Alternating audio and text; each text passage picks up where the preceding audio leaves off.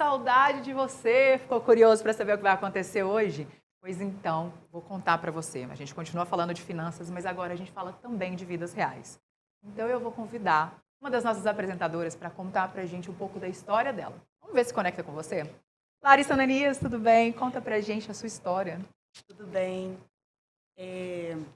Vou contar para vocês um pouco de como que foi a minha jornada de vida, dentro de tudo que eu passei relacionado às finanças, o que me trouxe para poder estar aqui hoje falando e inspirando um pouco das mulheres que estão passando também ou podem vir a passar por algo parecido.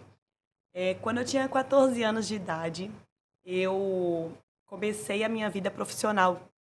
Eu ingressei na área da moda, sempre fui apaixonada por moda, tanto que eu formei em designer de moda. E eu me via como modelo de passarela, modelo fotográfica, justamente para poder ter uma renda extra, porque eu não queria depender dos meus pais, sabe? Eu queria me ver autônoma, dona do meu próprio dinheiro, mesmo muito nova. E, detalhe, eu vim de uma família onde os meus pais, eles tinham condição de conseguir me proporcionar algo que eu ficasse parada, que eu não precisasse de trabalhar. Mas aquela vontade de ser independente, de ter a minha própria renda, falava mais alto. Então, ingressei na área como modelo, trabalhei durante muito tempo e nessas idas e vindas de passarela, eu decidi que depois de formada eu deveria seguir o caminho de design de moda. E logo quando eu formei eu já ingressei. Como eu tinha muitos contatos na área, eu já comecei a trabalhar dentro de uma fábrica que era a minha vontade mesmo. Era pegar do zero, do beabá e fazer acontecer a magia. Produzir toda uma coleção. Era realmente o que eu gostava naquele momento ali. Logo quando eu ingressei nessa fábrica, eu descobri uma gravidez inesperada. Eu estava com meus 20 aninhos, 21 anos, 22 anos, desculpa. Eu estava com 22 anos quando eu descobri a minha gravidez. Eu já namorava há 9 anos, ou seja, muito nova. Foi tudo muito nova. E quando eu descobri a gravidez, tudo mudou na minha cabeça. E eu precisava de aquela busca incessante pela independência, se tornou presa, alienada, porque a gestação, o fato de virar mãe, o fato de vir a casar mudou completamente aquilo que eu almejava para minha vida, mudou, virou a chave. E casei, tive minha primeira filha com meus 23 anos e virei dona de casa, literalmente. Eu me via tendo que cuidar dela porque ela tinha a mim e eu escolhi esse processo. Quando ela estava com seus 2, 3 anos, eu resolvi empreender. E eu falei, não, eu não quero mais viver como dona do lar. Não é isso, eu não nasci para isso, não era aquilo que eu queria. E eu falei, vou arriscar. E como eu já tinha minha filha pequena, eu entrei para a área criei uma confecção infantil. Montei uma confecção infantil juntamente com a minha sogra. E naquela época tive muitas dificuldades, assim como qualquer empreendedorismo, a gente traz uma dificuldade com a gente. Conciliar toda a minha rotina. Acabei desestimulando porque logo depois de 2 anos veio uma nova gestação. E agora gemelar, aonde eu tive que parar mais uma vez. Aquele momento onde eu comecei com a minha empresa, com a minha confecção, e as pessoas elas desejavam pelas aquelas roupas porque eu vestia, a minha filha era minha modelo, então elas queriam estar ali, vestir as filhas delas iguais. Quando começou, eu tive que parar porque veio mais uma gestação gemelar. Eu tive um apoio da minha mãe durante esse tempo, que ela me apoiou muito, ela me ajudou nesse processo inicial com as minhas filhas. Só que quando elas estavam com 2 anos, as minhas filhas, eu já tinha mudado o ramo, que aí eu já não queria mais empreender no infantil e mudei para o feminino, porque nessa transição eu passei por diversas dificuldades, entre elas mão de obra, e era muito difícil encontrar costureira para poder fazer a confecção acontecer. Foi bem complicado E aí eu falei, não, eu quero alguma coisa mais fácil, migrei para a área de pegar uma mercadoria pronta onde facilitaria a minha vida naquele momento. E aí eu falei, não, mas não é isso. Isso não era ainda o desejo ardente do meu coração. Era o que eu gostava, era a minha formação, mas não é aquilo que eu sentia que realmente era para que eu vir, para que eu vinha, para fazer acontecer, o que eu precisava de algo a mais. E achava que na área da moda feminina era o que realmente eu iria encontrar esse brilho nos olhos. Mas, apesar de todas ao redor desejavam e queriam muito que a minha vestimenta, me elogiava, me ajuda a vestir, eu não sei, porque eu encontrei muitas dificuldades nas mulheres brasileiras, nas mulheres que eu convivo na sociedade em geral, e na vestimenta, em como se vestir, em como se portar com uma vestimenta, qual escolher. Formei em consultoria de imagem e estilo também. E aí, agregando valor na minha loja. Trabalhei na minha loja, e durante um tempo, quando minhas meninas já estavam com 2 anos, igual eu estava falando, a minha mãe veio a falecer, que era o meu maior suporte, que era meu maior... era a pessoa que me segurava e falava, vamos, você vai dar conta. E naquele momento eu me via sozinha, porque o meu pai ele é doente, e o meu irmão ele morava em Ouro Branco, e eu, com 3 crianças, descobri uma traição ainda do meu ex-marido. Quando eu descobri a traição do meu ex-marido, eu pensei, minha mãe faleceu, que era o meu bem mais precioso, eu perdi tudo aquilo que eu tinha, a minha vida financeira não estava correndo, não estava andando, porque eu tive que paralisar a minha loja, eu não tinha apoio, não tinha onde deixar minhas meninas, o que eu vou fazer? Nesse momento, eu optei pela escolha de talvez mais difícil, aquela escolha onde muitas mulheres se sujeitam a aceitar para não encarar a realidade e destravar esse desafio. E eu optei por separar. Eu estava com 16 anos de casada e mesmo assim eu percebi que aquilo ali já não era o que realmente eu queria para minha vida. Eu queria mudar. E Você passou a fazer o quê? Naquele momento, profissionalmente, eu não pensei em nada. Eu não conseguia inicialmente, porque eu precisava de sair da onde eu estava. E quando eu saí, consegui processar um pouco da minha cabeça, aí me veio a solução, que foi trabalhar com eventos, porque era uma renda imediata, onde eu conseguiria trazer para minhas filhas o que eu precisava naquele momento, daquela superação. E comecei a trabalhar com eventos, fui e vendo as demandas na área de comunicação, na área de marketing, porque eu considero que eu não saí completamente da minha área. Falar de moda é falar de uma comunicação não verbal, e quando eu migrei para essa área do evento é uma comunicação, e comecei a fazer por uma oportunidade a designer gráfico. E aí foi aonde eu me encontrei também. Entendi que ali eu podia ir além, mas mediante esse processo eu me via perdendo meu apartamento financeiramente, porque eles já estavam com 4 parcelas atrasadas, eu estava com os condomínios todos do meu apartamento, assim, dívidas de mais de 12 mil reais, e eu cheguei a perder meu carro na época também, justamente porque eu não tinha estrutura, eu não tinha força e não sabia como começar. E na área do evento eu consegui ir erguendo, não parei, continuei, porque eu entendi que cada tombo da minha vida eu conseguiria levantar mais forte e fazer seguir além, porque o vitimismo, ele não é o meu lugar. Isso aí. E eu vou começar agora da Priscila. Ela trouxe uma coisa que eu achei muito importante. Muitos de nós, mulheres, vivemos, primeiro, né, a separação, quando a gente passa aquele processo de relocação, que a gente precisa voltar, se recapitular, às vezes a gente tem que se recapitalizar, né, e esse abalo, né, que é toda essa separação, ela causa um atraso, né, Priscila? Sim, na verdade, são muitas coisas que a mulher tem que lidar ao mesmo tempo, né? As questões emocionais, o cuidado com os filhos, aprender, né, a empreender, a crescer, desenvolver.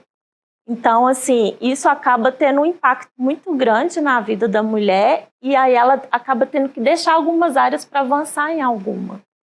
Então, assim, é admirável a história dela, né? De muita força e superação, mas não é uma história fácil para as mulheres. É uma história de muito muita comum. luta, muito comum. Felipe, e aí? Como é que a gente faz endividado, com filho, sem renda, sem nenhuma perspectiva do zero? Tem jeito? Então, história, né? Fantástico, assim. E ela provou que tem jeito, né? Para começar. Acho que provou que tem jeito. Realmente, uma coisa que eu falava, toda vez que a gente tem que pensar na questão psicológica, né? Todo o trauma, tudo aquilo que a gente passa. E a gente não pode, a gente não é um robô. Nós não somos 100% racionais, né? Sim. E assim, eu até brinco que dinheiro não perdoa, né? Então dinheiro não perdoa. Então, às vezes, a gente dá uma vacilada, aquilo dali vira uma bola de neve e vai crescendo. Então, a primeira coisa, quando a gente está em alguma situação dessa, é procurar ajuda. Eu falo assim, que se a gente não se cuidar em primeiro lugar, a gente não consegue cuidar de mais nada. E dinheiro é uma das coisas que demanda cuidado, né? Então, eu acho que a primeira coisa é procurar ajuda. Seja através dos seus familiares, ajuda profissional, com psicólogo, isso, assim, é fundamental. Para todo mundo é fundamental, né? Então, principalmente em umas situações assim que são traumáticas. Procurou essa ajuda, se organizou, aí você consegue olhar para as outras coisas. E no dinheiro eu falo que sempre assim, o seguinte, primeira coisa, quando você está na parte traumática, é evitar a dívida. Evitar o máximo. Se tem a dívida, entender a situação que você está. Eu falo que muitas vezes acontece isso, né? Algumas vezes com relacionamentos, às vezes algum término, alguma coisa, às vezes as pessoas não sabem nem a situação que estão.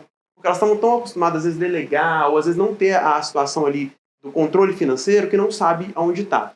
Então, a primeira coisa é saber onde você está. Qual é a dívida que eu tenho, quanto que eu preciso para sobreviver. Eu falo que, assim, às vezes a gente vai dar uma palestra, a primeira coisa que pergunta é que quem sabe quanto que gasta por mês, quanto que é exatamente que precisa para sobreviver. Aí, todo mundo assim, eu nunca parei para pensar.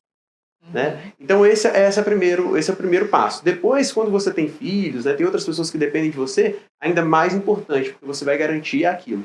Então eu falo sempre, primeiro a gente olha pra gente, primeiro a gente se fica bem para poder deixar as outras coisas bem, né? E com dinheiro é a mesma coisa. E dinheiro não leva desaforo para casa, né? Então se a gente vacilar um pouquinho, vira uma bola de neve. Mas tem solução sim, a gente consegue negociar, a gente tem que ter calma, entender a situação, cuidar da gente, vai. Negocia dívida, evita fazer mais dívida e principalmente procura primeiro qual que é a minha necessidade. A gente trabalhando na necessidade, a gente consegue olhar para as outras coisas e crescer. A gente teria, então, que nominar, vamos dizer assim, colocar em tópicos Isso. as urgências, o que é prioridade, colocando. Tem uma história de um amigo meu que ele falava assim, uma vez ele foi pego em uma situação muito difícil, ele ficou com uma dívida muito grande, que ele ficou desesperado, ele chegou a entrar em depressão. Ele falou, olha, Ana, eu achava que era um leão que ia me pegar. Mas quando eu tomei coragem de enfrentar e fui dando um passo de cada vez, eu vi que era só um gatinho. A gente tem mesmo medo do fracasso, medo das dificuldades, das dívidas, e que realmente, né, assusta. A gente quer dar certo, a gente quer viver muitas coisas que às vezes, igual o seu caso, né, Lari? Ela investiu muito, ela colocou muita coisa junto, ela produziu, ela tinha fábrica, tinha um monte de coisas, de repente começar do zero, sim, parece que a vida acabou. E tem uma coisa, Ana, que é muito importante da gente falar, que dinheiro é um tabu. Né? Falar de dinheiro é tabu. Então, às vezes a gente está com dificuldade financeira, a gente não conversa com as pessoas sobre isso. A gente quer fingir que está tudo bem. A gente pode falar sobre várias coisas. A gente fala sobre relacionamento, a gente faz fofoca da vida dos outros, mas a gente não fala de dinheiro. E isso é muito complicado, porque às vezes eu estou passando por um problema que outra pessoa já passou e ela pode me ajudar. Simplesmente com uma dica, alguma coisa. Olha, eu fui no banco, renegociei, eu fiz isso. A gente não fala. Então, eu acho que essa forma de tirar esse tabu do dinheiro é uma coisa muito importante que a gente tem. Eu brinco que em algumas outras culturas as pessoas perguntam quanto você faz no ano, as pessoas sabem disso. Elas discutem disso em almoço e tal. Aqui no Brasil, não. Se perguntar quanto que você está ganhando, o que você está querendo? Está querendo pedir emprestado? Classe, não é? Então, eu acho que a gente, primeira coisa, tem que tirar esse tabu para trazer esse assunto à tona para que a gente possa se ajudar também, né? Eu acho que tem isso. Às vezes a gente vai pedir, eu preciso de alguém que pode, às vezes, ajudar com um empréstimo, alguma coisa assim, e a gente, às vezes, esquece de como fazer, né? Porque a gente não conversa. Né? E existe também, eu acho que a Priscila vai saber explicar isso melhor, que foi a nova perspectiva de aparências, né, com as redes sociais. A gente precisa aparentar que tem, a gente precisa aparentar que pode. E aí, de repente, existe a frustração da verdade que a pessoa não consegue sustentar. E aí, para essa pessoa conseguir lidar com essa situação se ela tem esse constrangimento? Sim, assim, primeiro isso que você falou das redes sociais, assim, a gente vê a vida de todas as pessoas e parece que é tudo muito fácil, né? Se o outro tem, eu posso ter também. Hoje a gente tem essa possibilidade de estar acompanhando várias pessoas ao mesmo tempo. E isso né, faz as pessoas ficarem cada vez com mais desejo e se perderem nesses desejos. E poder aceitar que eu não posso ter, qual é a minha realidade? É o autoconhecimento, é você aceitar quem você é de verdade, né, os seus limites, onde que está, né, quanto que você ganha de verdade. E a outra questão, né, que vocês comentaram, assim, o não pedir ajuda aumenta a angústia. E às vezes um problema que é pequeno vai só crescendo, porque a pessoa vai ficando angustiada, sozinha, vai tendo mais gastos, mais compulsões, e aí vira uma bola de neve. A gente não precisa ter todas as respostas, né? Sim. Essa é a parte legal de viver em sociedade, em comunidade, é que a gente pode dividir coisas, experiências, e assim como a gente pode inspirar outras pessoas e trazer soluções, elas também podem, né? Inclusive, quando a gente fala de dinheiro, a gente fala de identidade. Quem você acredita que merece ser bem remunerado? A gente, né? Então agora eu vou chamar mais um bote da semana. E a gente vai falar mais uma vez desse assunto tão importante com muito humor. Eu já te vejo. Agora vamos entender um pouquinho a diferença entre o empreendedor raiz e o empreendedor no tempo. Olha a capa de chuva, R$10. Guarda-chuva é coisa do passado, muito mais prático, muito mais rápido, muito mais dinâmico, cabe em qualquer lugar. Boa. E aí, irmão, tá Beleza, interessado amigo? na capa de chuva? Cara, acho que Tudo bom? sim, beleza? Não, queria ver outra coisa com você aqui, ó. Sim. Tô querendo também fazer um empreendimento aqui na porta do estádio. Mas sério?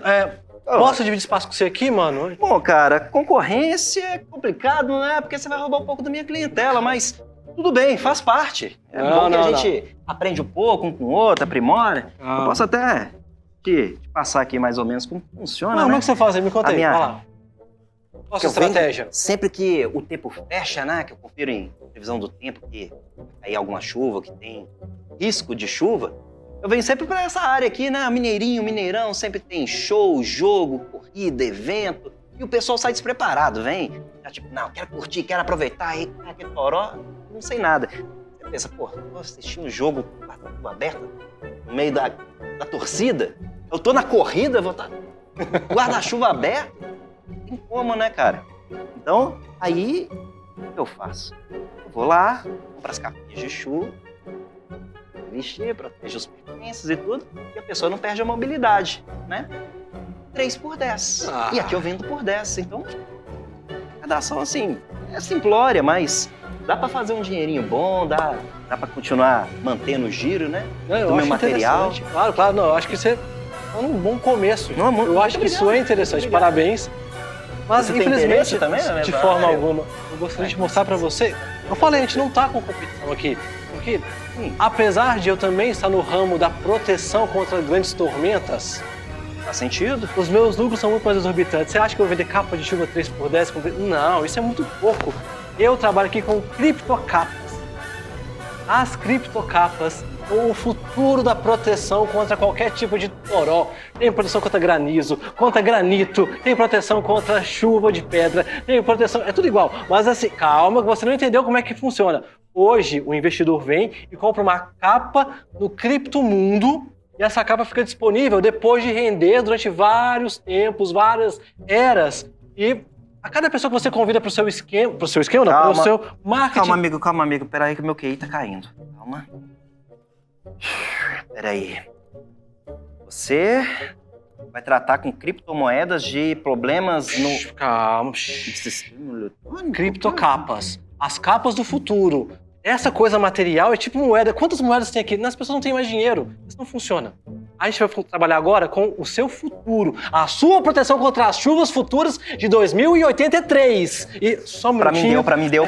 Meu sócio. Bom trabalho, viu? Boa sorte. Capa de chuva, R$10. Quem vai querer a capa de chuva? Oi. Mãe? Dá pra fazer o TED pra mim agora? Não, mas que ursinho, mãe. O TED é... Eu vou investir nas criptocapas, mãe. Eu tô aqui, tô quase conseguindo meu primeiro cliente. Vai dar certo. Alô, mãe?